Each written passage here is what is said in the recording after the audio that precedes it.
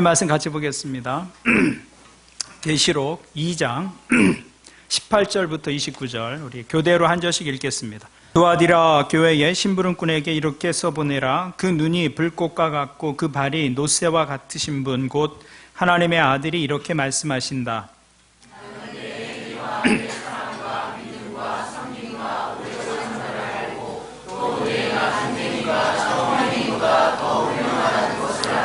그러나 내게 나무랄 것이 있다. 너는 이세벨이라는 여자를 용납하고 있다. 그는 스스로 예언자로 자처하면서 내 종들을 가르치고 그들을 미혹시켜서 간음하게 하고 우상의 재물을 먹게 하는 자다.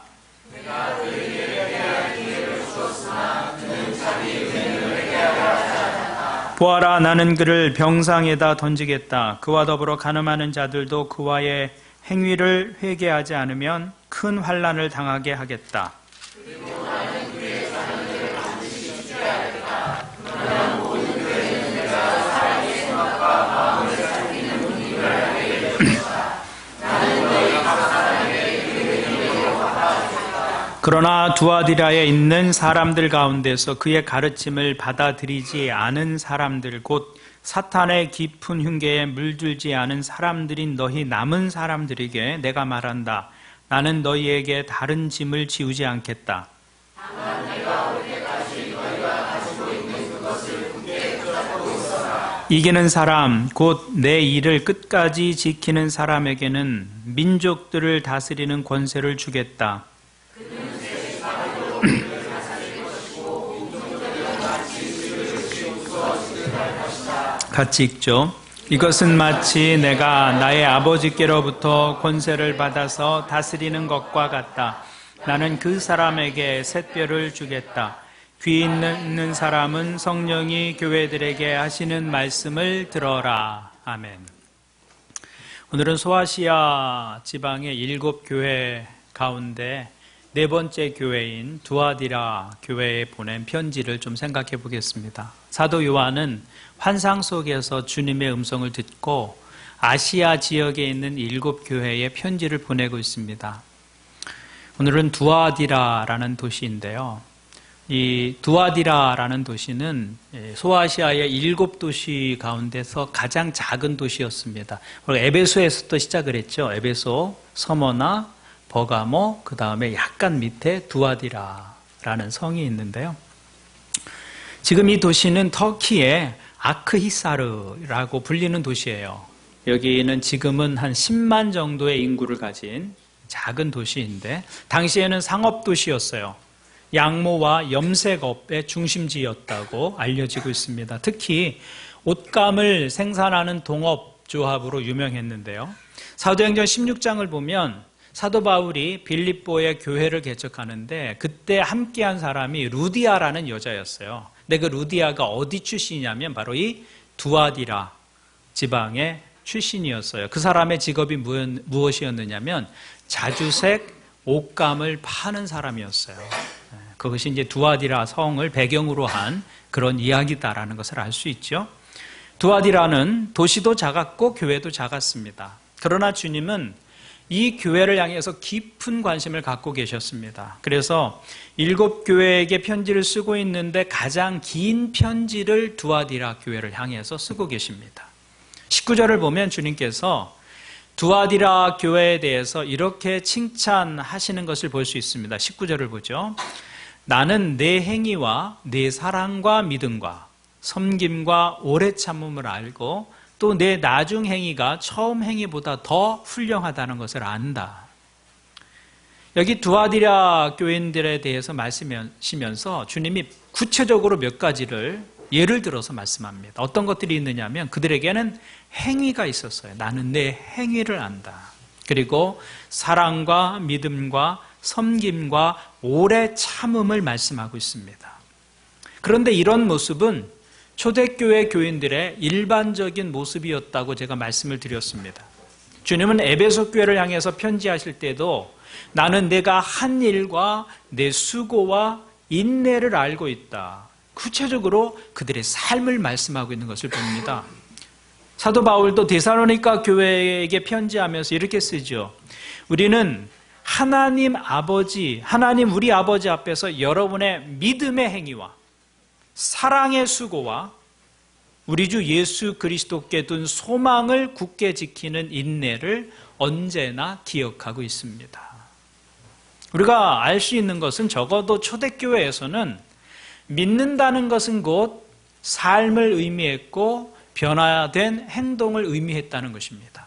그래서 그들은 믿으면 행동이 바뀌었고 믿으면서 말이 바뀌었고 사람들과 교제하는 방식이 바뀌었고 즐기는 문화와 음식이 바뀌었다는 것을 알게 됩니다. 그들의 믿음은 무엇인가 행동으로 나타나는 것이 특징이었다. 이것은 현대 교회가 배워야 할 중요한 모습입니다. 초대교회에서는 믿는다는 것은 다르게 산다는 것을 의미했습니다. 믿는다는 것은 다르게 행동하는 것을 의미했습니다. 주님은 두아디라 교인들에게 너에게 그 행위가 있었다고 말씀합니다. 그들에겐 구체적으로 실천하는 행위와 사랑과 믿음과 섬김과 오래 참음이 있었다는 것이죠. 여기 언급된 이 5가지 단어들은 기독교 신앙에서 가장 소중히 여기는 가치들입니다. 먼저 주님은 나는 내 행위를 알고 있다고 말씀하죠. 나는 내 생각을 안다. 나는 너의 고백이 무엇인지 안다. 그렇게 말씀하지 않아요. 너희가 신앙 때문에 어떻게 사는지를 안다. 신앙 때문에 어떻게 행동하는지를 안다. 이렇게 말씀하고 있는 것이죠. 그리고 사랑과 믿음을 말씀하십니다. 주님은 여기서 사랑과 믿음을 함께 말씀합니다. 사랑과 믿음은 분리될 수 없는 것입니다. 그래서 사도 바울도 갈라디아서 5장에서 할례를 주장하는 유대주의자들에게 이렇게 말하고 있는 것을 봅니다. 그리스도 예수 안에서는 할례를 받거나 안 받는 것이 문제가 되는 것이 아닙니다. 가장 중요한 것은 믿음이 사랑을 통하여 일하는 것입니다. 할례는 유대인들에게 가장 중요한 종교적 행습이었습니다. 그래서 그들은 예수를 믿어도 할례를 받아야 한다고 주장했습니다. 포기할 수 없는 종교적 행위가 할례였습니다. 그런데 사도 바울은 그 할례가 중요한 것이 아니다. 그것보다 더 중요한 것은 믿음이 사랑을 통하여 일하는 것이다라고 말씀하고 있습니다. 참된 믿음이라고 하는 것은 어떤 종교적 행습에 있는 것이 아니다 말씀하고 있는 것이죠. 참된 믿음은 사랑으로서 표현되어져야 한다는 것입니다. 그래서 내가 믿는다고 할 때 그 믿음이 드러나는 방식이 있죠. 근데 그 방식이 하나님 앞에서 기도를 얼마나 많이 하느냐, 성경을 얼마나 많이 읽느냐, 교회 일에 얼마나 열심을 내느냐, 그런 종교적 행동으로 드러나기도 하지만 그런 것보다 훨씬 더 중요한 것은 너희가 말하는 그 믿음이 사랑으로 표현되어져야 한다는 것입니다. 사랑으로. 그렇기 때문에 이 말씀으로 본다면 교회는 사랑이 많은 곳이 되어야 합니다. 이 땅에서 교회보다 사랑이 많은 것은 존재할 수 없습니다. 이 말씀에 의하면. 믿음은 다른 말로 하면 사랑이기 때문입니다. 이것은 분리될 수 없는 것입니다. 그러니까 믿는 사람들의 모임인 교회가 가장 사랑이 많은 교회여야 한다. 그런데 정말 그런가라는 것입니다. 정말 그런가? 우리는 믿음을 말하지만 믿음을 말하는 교회에 사랑이 정말 많은가라는 것이죠. 우리 교회는 세상에서 사랑이 가장 많은 곳인가요? 적어도 두아디라 교회에는 그 사랑이 있었다고 말씀하는 거예요. 그 다음에 섬김과 인내를 이야기합니다. 섬김은 사랑의 다른 모습입니다. 그러니까 믿음과 사랑과 섬김은 같이 가는 거예요. 같이 가는 거예요.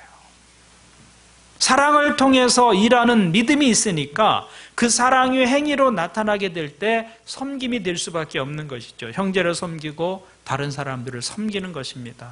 사랑으로 일하는 믿음 때문에 섬김이 그들의 삶의 한 부분이 되었다는 것이죠. 라이프 스타일이 되었다는 거예요. 섬김이. 어쩌다가 한번 하는 이벤트가 아니라 섬김이 라이프 스타일이 된, 그것이 믿음이다라고 말하고 있는 것이죠. 그리고 인내가 나옵니다. 인내는 본질적으로 믿음과 동의어입니다. 믿음의 본질은 인내하는 거예요. 인내. 신앙이라고 하는 것은 어느 한때의 행동이나 모습을 말하는 것이 아니라 끝까지 변하지 않는 것입니다. 그래서 믿음과 인내는 동의어로 사용될 만큼 가까운 것입니다. 두아디라 교회에 그 인내가 있었다. 오래 참음이 있었다. 그 오래 참음으로 인해서 두아디라 교회가 어떤 교회가 되었는지 주님은 이렇게 말씀하십니다. 내 나중 행위가 처음 행위보다 더 훌륭하다는 것을 안다. 주님은 두아디라 교회를 향해서 너희의 처음 행위보다 나중 행위가 더 훌륭하다. 이렇게 말씀합니다. 이것은 인내의 결과입니다. 오래 참음의 결과라는 것이죠. 인내의 결과로 주어지는 성숙함을 말하고 있는 것입니다. 그래서 참된 믿음은 처음보다 나중이 더 나은 믿음이 될 수밖에 없습니다. 그것이 인내하는 믿음의 결과입니다.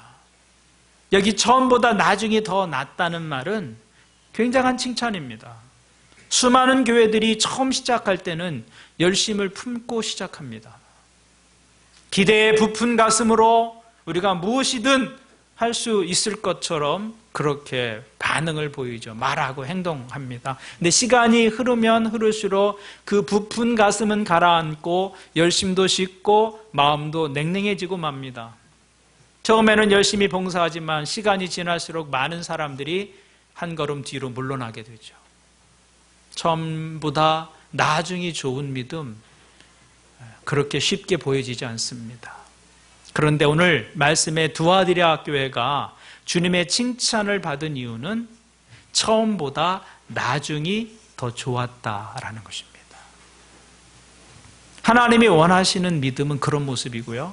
하나님이 원하시는 교회의 모습도 그런 것입니다. 시간과 함께 성장하고 세월과 함께 성숙해져 가는 것입니다.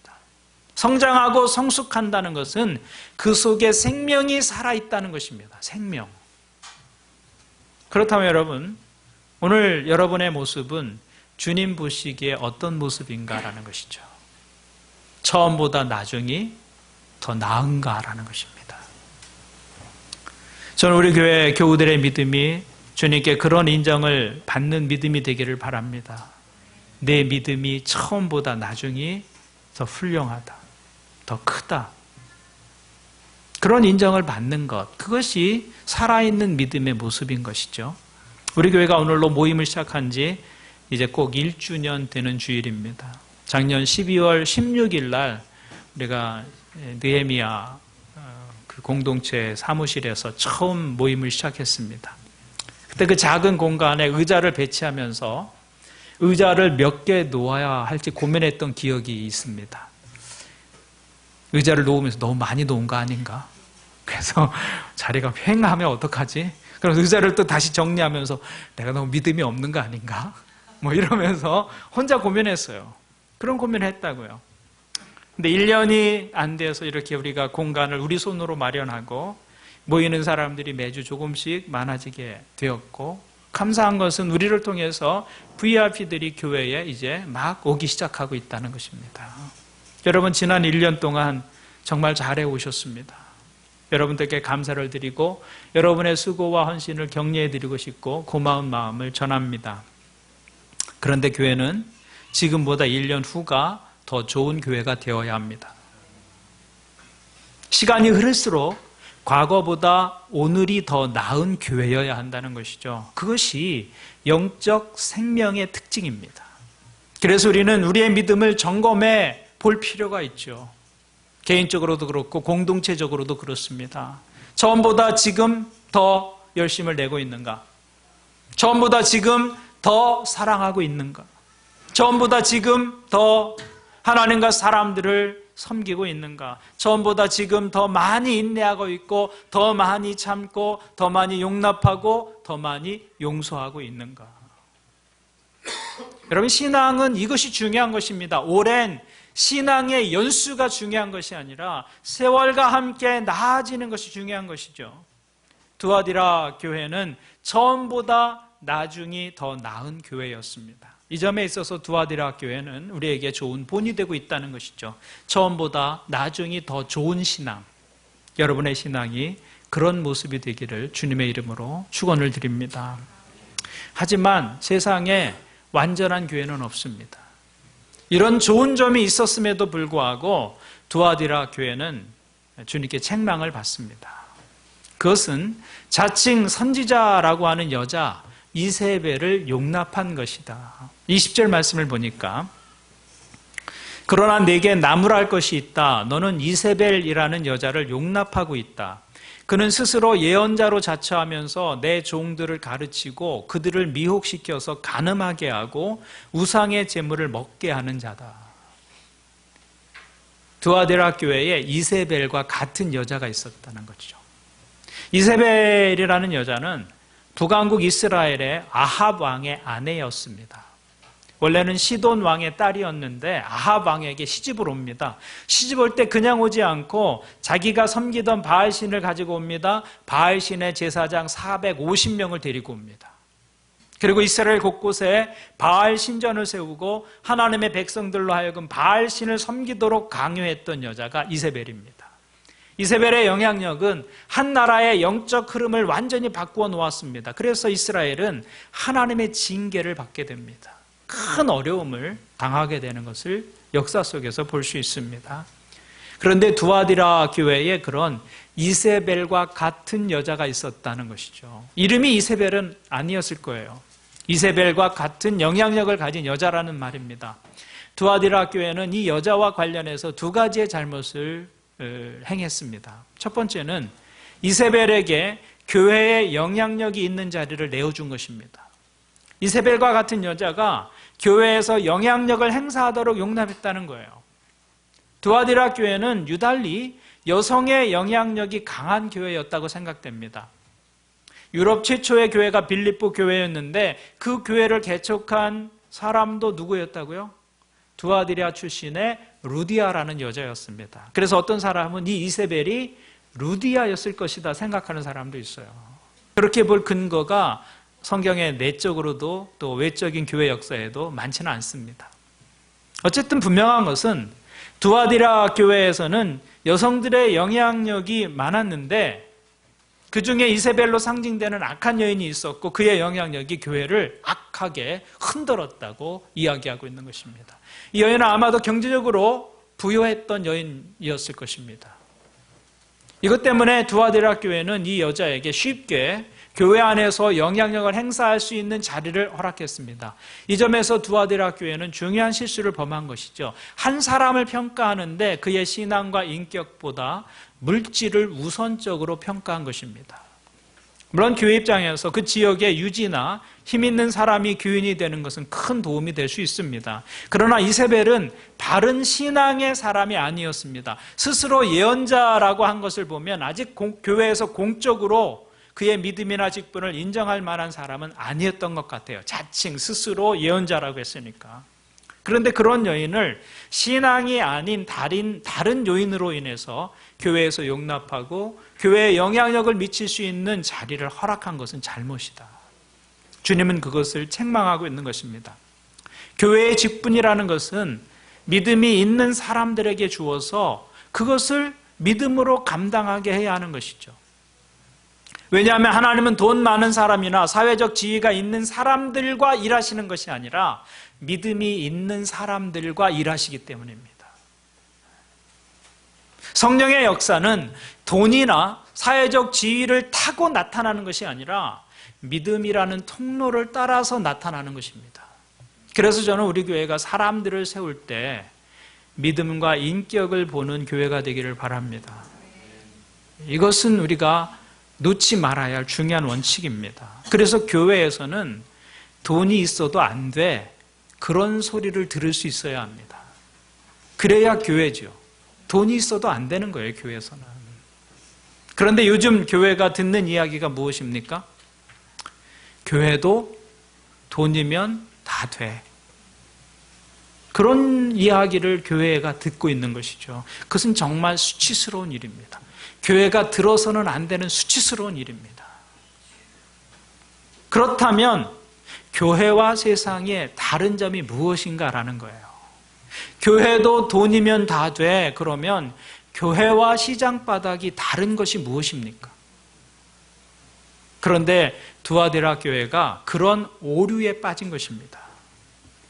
교회는 사람을 세울 때 다른 인간적인 조건보다 믿음과 인격을 보는 곳이 되어야 합니다. 교회는 이 소신과 원칙을 지키려고 해야 한다는 것이죠. 그때 교회는 교회다워질 수 있다는 것입니다. 그리고 교회가 1주년 됐고 앞으로 우리가 교회 안에 사람들을 세우게 될 때가 올 것입니다. 우리가 그때 이런 원칙들을 놓지 않는 건강한 교회로 세워져 가기를 주님의 이름으로 권면을 드립니다. 두아디라 교회의 두 번째 잘못은 많은 사람들이 이세벨의 꼬임에 넘어갔다는 거예요. 그래서 영적인 간음을 범한 것입니다. 두아디라는 당시에 명품 옷을 만드는 주요 산지였어요. 빌립보 교회를 세운 루디아가 두아디라 출신이었다는 거 말씀을 드렸고요. 루디아의 직업이 자주색 옷감을 파는 사람이었다는 것을 우리가 알고 있습니다. 당시에 옷감을 염색하는 것은 굉장히 돈이 많이 드는 일이었습니다. 염료도 충분하지 않았고요. 그것을 염색해서 입을 정도로 그렇게 여유가 있는 사람들은 많지가 않았죠. 그런데 두아디라 교회가 그런 염색 또 아주 고급 옷감을 파는 도시였다는 것이죠.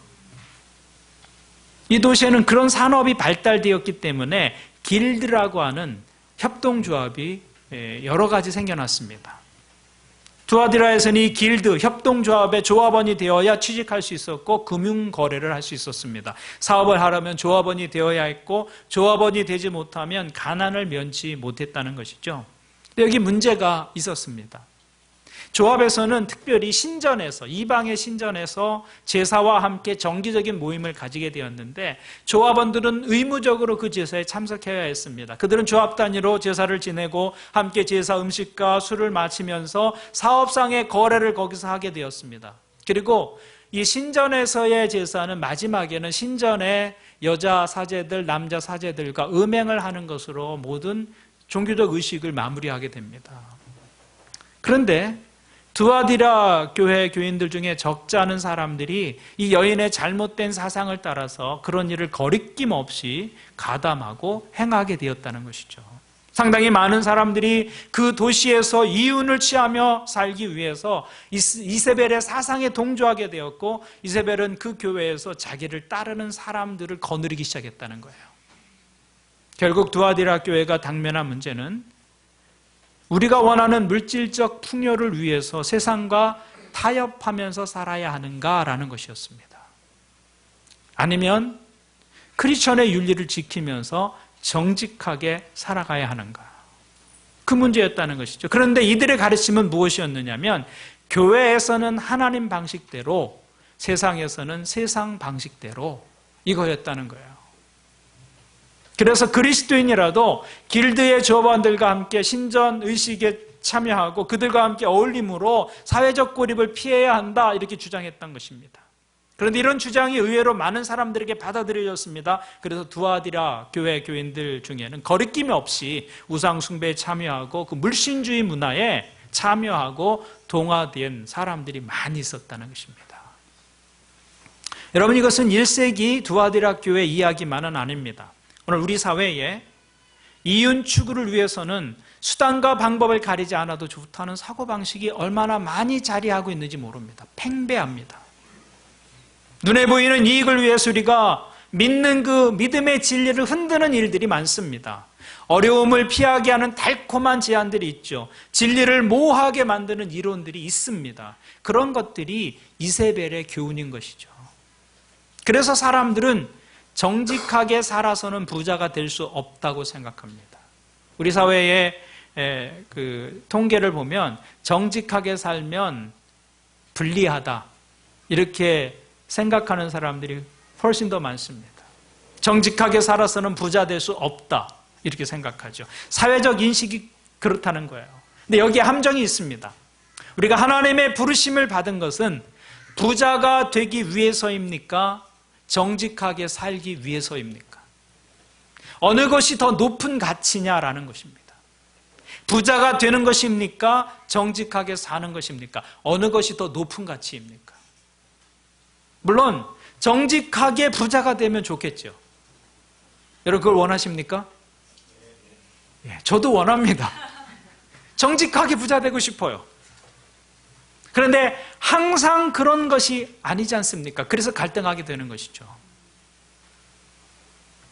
그래서 정직이냐 이익이냐를 고민할 때가 있습니다. 그럴 때 이세벨의 교훈이 뭐였다는 거예요? 그래도 뭐가 최고다? 돈이 최고지. 정직보다는 부자가 되는 거지. 물질의 가치를 다른 것 위에 놓은 거예요. 그렇게 되면 우리가 못할 일이 없어집니다. 그래서 정직한 것은 교회 안에서로 충분하고 세상에서는 세상의 방식대로 해야 원하는 것을 얻을 수 있다. 그래서 장사하는 순간만은 내가 그리스도인이 아니어도 좋고 사업을 하는 그 자리에서는 기독교적인 가치와 생각을 고집하지 않아도 된다고 가르친 것입니다. 그게 이세벨의 교훈이에요. 그리스도인의 양심을 팔아서 돈의 신 앞에 무릎을 꿇게 만든 것입니다. 이것이 바로 두아디라 교회의 문제였다는 것이죠. 두아디라 교회는 외부의 정치적 박해나 종교적 박해가 있어서 어려움을 겪지 않았습니다. 그들의 문제는 내부에서 생겨난 잘못된 사상을 허용하고 받아들인 것입니다. 그로 인해서 그들은 복음의 본질에서 점점 멀어지게 되었고 하나님을 하나님으로 바르게 믿지 못하는 기형적 믿음으로 변질되어져 갔다는 것입니다. 그들의 믿음이. 하나님은 예배당 안에서만 하나님이었어요. 그들의 이론에 의하면 예배당 문을 열고 나가는 순간 하나님은 나와 상관이 없는 분이 됩니다. 세상에서는 세상의 방식대로예요. 두아디라 교회 사람들은 하나님을 예배당 안에 가두려고 한 것입니다. 그것은 하나님을 미신의 수준으로 생각하는 거예요. 미신의 수준. 미신의 특징 가운데 하나는 그 신들이 지역화되었다는 거예요. 산신령은 산에 있고 물귀신은 물에 있습니다. 그 자리를 떠나면 귀신은 아무런 영향력을 행사할 수 없게 됩니다. 근데 우리가 믿는 하나님은 그런 귀신이 아니잖아요. 하나님은 예배당 귀신이 아니잖아요. 하나님은 예배당에 갇혀 있는 분이 아니시다라는 거예요. 그런데 그리스도인 중에 그렇게 하나님을 믿는 사람들이 있다는 것이죠. 그래서 예배당 안에서만 신자입니다. 예배당 안에서만 영적인 언어를 합니다. 예배를 마치고 예배당에서 나오면 전혀 예배했던 그 하나님이 내 삶에 영향을 주지 못하는 것이죠. 하나님을 예배당 귀신으로 예배당 안에 가두어 놓는 것입니다. 그것이 두아디라 교회 교인들의 믿음이었다는 것이죠. 여러분, 우리가 믿는 하나님은 그런 하나님이 아니십니다. 우리 하나님은 어디에나 계신 분이에요. 무소부재, 부재하는 것이 없어요. 어디에나 계시는 분. 그러므로 우리는 종교의식에서 뿐만이 아니라 교회 밖의 일상의 삶에서도 하나님과 동행해야 한다는 거예요. 하나님 앞에서 살아가는 것입니다. 하나님 앞에서 예배하듯 하나님 앞에서 살아가는 것이죠. 장소만이 그런 것이 아닙니다. 시간도 마찬가지입니다. 일주일에 하루, 일주일에 1시간 예배하는 시간을 거룩한 시간으로 여기고 그 시간은 거룩한 삶을 흉내내 보려고 하지만 그 나머지 시간은 마음대로 사용한다면 그것은 하나님을 섬기는 것이 아닙니다. 그것은 우상을 섬기는 거예요. 하나님을 일요일에 하나님, 예배 시간에 하나님으로 가두어 놓은 거예요. 시간뿐만이 아니죠. 물질도 마찬가지입니다. 내 수입의 얼마를 하나님 것으로 떼어놓고 그 나머지 것에 대해서는 하나님 관심 끄십시오, 노타치라고 한다면 그건 하나님을 섬기는 것이 아니라 우상을 섬기는 거예요. 11조에 갇힌 하나님. 그건 진짜 하나님이 아니고 내가 만들어낸 우상일 뿐입니다. 신앙, 진정한 신앙은 그런 것이 아니다라는 것이죠. 진정한 믿음은 바른 하나님을 믿고 바른 하나님 앞에서 살아가는 것입니다. 믿음뿐만이 아니라, 예배뿐만이 아니라 일상의 삶도 하나님 앞에서 살아가는 것. 그래서 하나님께서 우리의 삶의 전 영역에서 주인이 되시도록 우리의 삶을 내어드릴 때 비로소 우리는 참된 하나님을 섬기게 되는 것이다. 그래서 정말 참된 믿음이라면 예배당 안에서의 언어와 예배당 밖에서의 언어가 일치해야 합니다. 여러분의 기도하는 손과 여러분의 일터에서 일하는 손이 일치해야 합니다. 차이가 없어야 돼요. 교회 안에서의 행동과 교회 바깥에서의 행동에 차이가 없어야 하죠. 그것이 바르게 하나님을 예배하는 방법인 것입니다. 그런데 이세벨의 가르침은 교회에서는 하나님 방식대로, 세상에서는 세상 방식대로 금을 그어 놓은 거예요. 이 가르침은 아주 강력한 영향력을 발휘했습니다. 많은 사람들이 그 가르침을 따라서 신앙을 타협하며 살았다는 거예요. 이것이 두아디라 교회가 책망받은 이유였습니다. 그런데 모두가 거기에 물든 것은 아니었습니다. 그 유혹을 이겨낸 사람들이 있었습니다. 그들에게 주님이 이런 약속을 주십니다. 26절을 보니까 이기는 사람, 곧 내 일을 끝까지 지키는 사람에게는 민족들을 다스리는 권세를 주겠다. 이건 뭐 정치적인 자리 한 자리 주겠다 그런 말씀이 아닙니다. 믿음을 끝까지 지키는 성도들에게 주님이 주시는 약속이 무엇이냐면 민족들을 다스리는 권세. 이것은 미래에 하나님이 통치하시는 나라에서 일어나는 천국의 미래적인 사건을 말하는 것이기도 하지만 지금 현실에서 세상의 것에 지배되지 않고 오히려 그것들을 지배하면서 살아갈 수 있는 그런 권세를 주시겠다는 말씀입니다. 그것이 더 본질적인 의미입니다. 여러분, 같은 돈을 가지고 있어도 그 돈에 지배받으면서 살아가는 사람이 있고 그 돈을 지배하며 그 돈의 주인이 되어서 사는 사람이 있습니다. 같은 돈이라도 누가 사용하느냐에 따라서 그 결과가 완전히 달라집니다. 같은 환경 속에 있으면서도 그 환경에 지배받는 사람이 있습니다. 환경에 따라서 기쁘기도 하고 슬프기도 합니다. 환경을 따라서 감사하기도 하고 불평하기도 하고 원망하기도 합니다. 그 사람의 삶을 환경이 지배합니다. 그런데 그 환경을 오히려 지배하며 사는 사람이 있죠. 환경의 지배를 받는 것이 아니라 자기 안에 있는 내적인 원리, 신앙의 가치가 이 사람의 삶을 붙들고 있습니다. 그래서 환경이 힘들어져도 환경이 내 생각대로 흘러가지 않아도 좌절하거나 절망하지 않습니다. 환경의 종으로 살지 않아요. 그것이 다스리는 권세예요. 다스리는 권세.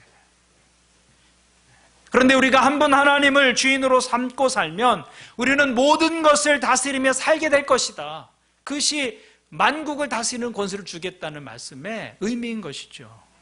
하나님을 주인 삼으면 다른 것에 무릎 꿇지 않게 됩니다. 그러나 하나님을 주인 삼지 않으면 우리는 모든 것에 종이 되어 살게 될 것입니다. 하나님을 주인 삼지 않으면 돈의 노예가 되어 살기 쉽습니다. 정욕의 노예가 되어서 살기 쉽습니다. 성공의 노예가 되고 권력의 노예가 되어서 살기 쉽습니다. 그러나 우리가 한 분 하나님을 내 삶의 주인으로 삼고 살면 우리는 다른 것의 노예가 되지 않고 오히려 그것들을 다스리며 살게 될 것이다. 그것이 신앙의 신비입니다. 그것이 만국을 다스리는 권세를 주겠다라고 약속하신 그 약속의 본래적 의미입니다. 그러므로 우리가 건강하게 살고 내게 주어진 삶의 자리에서 승리하며 지배당하는 삶이 아니라 지배하는 삶을 살기를 원한다면 하나님으로 내 삶의 주인 삼고 내 삶 속에 하나님의 임재를 늘 의식하며 살아야 한다는 것입니다. 오늘 말씀을 보면 주님은 불꽃 같은 눈으로 우리를 살피신다 이렇게 말씀하고 있어요. 우리 마음 중심에 있는 생각까지도 주님이 다 알고 계시다 그 말입니다. 우리의 생각이나 계획이 하나님께 숨겨질 수 없습니다. 그러므로 하나님의 임재를 의식하며 산다면 다른 것에 노예될 수 없는 것이죠. 요즘은 거의 모든 공간에 CCTV가 설치되어 있습니다. 그래서 아무도 없는 곳에서도 조심스러워야 합니다. 아무도 없다고 마음대로 행동했다간 큰일 납니다. 아무도 없는 것 같았는데 경비실에서 보고 있었고 CCTV로 녹화되고 있기 때문입니다. 보고 있다는 사실을 알고 있으면 함부로 행동하지 못합니다. 내 삶을 추스리고 스스로 돌아보게 되죠. 그런데 주님은 예배당에 갇힌 분이 아니라 우리의 삶의 모든 곳에 계시는 분이십니다. 그리고 우리 인생의 현장에서 주님은 불꽃 같은 눈으로 우리를 보고 계시다고 말씀하고 있어요. 내가 지금 살아가는 모습, 그 모든 모습이 한순간도 한 장면도 가려지지 않고 하나님께 모두 알려지고 하나님께 모두 기억된다는 것입니다. 누군가 나를 보고 있어도 행동을 조심스럽게 행동한다면, 하나님이 나를 보고 계시다는 사실, 하나님이 다 알고 계시고 하나님이 다 기억하고 계시다는 사실 때문에 우리는 더 조심할 수 있는 것이죠. 하나님이 나를 바라보고 계시다는 것을 마음으로 의식하고 있을 때 우리는 죄에 민감할 수 있고 죄의 유혹을 이길 수 있는 저항력을 가지게 되는 것입니다. 어디에서나 계시는 하나님의 눈을 의식하며 살 때 우리는 이세벨의 유혹을 넘어설 수 있는 것입니다. 하나님이 없다, 거기엔 하나님 없어 라고 생각하니까 이세벨의 유혹을 붙잡는 것이죠. 하나님의 눈을 의식하며 사십시오. 그분 앞에서 여러분의 삶을 삼가고 죄와 욕심을 이기는 삶이 가능해질 것입니다. 오늘 저와 여러분이 두아디라 교회를 향한 주님의 교훈을 마음에 새기고 어디에나 계시는 그 하나님 앞에 우리의 모든 시간을 주님 앞에서 살아가는 은혜가 있기를 주님의 이름으로 축원을 드립니다. 아멘. 우리 말씀을 가지고 기도하겠습니다. 하나님 어디에나 계시는 분이십니다. 여러분의 삶에서 정리하고 조금 조심스럽게 살아야 할 부분이 있지 않습니까? 하나님이 거기 계시다면, 그렇다면 여러분의 결심을 하나님께 알려드리십시오. 하나님, 제가 이 영역에서, 이 삶의 자리에서 하나님을 의식하며 살겠습니다. 여러분을 타협하게 만드는 약한 부분이 있지 않습니까? 그것이 물질일 수도 있고 이성과의 관계일 수도 있고 자녀 문제일 수도 있고 여러분이 즐기는 어떤 삶의 여가의 부분일 수도 있습니다. 하나님, 제가 하나님 앞에서 살아야 한다면 제가 고치고 수정해야 될 삶의 부분이 무엇입니까? 주님께 묻고 하나님이 주시는 생각을 따라서 삶을 새롭게 결심하는 시간이 되기를 바랍니다. 우리 여러분의 생각을 하나님 앞에 올려드리면서 말씀을 가지고 기도하겠습니다. 하나님 아버지, 두아디라 교회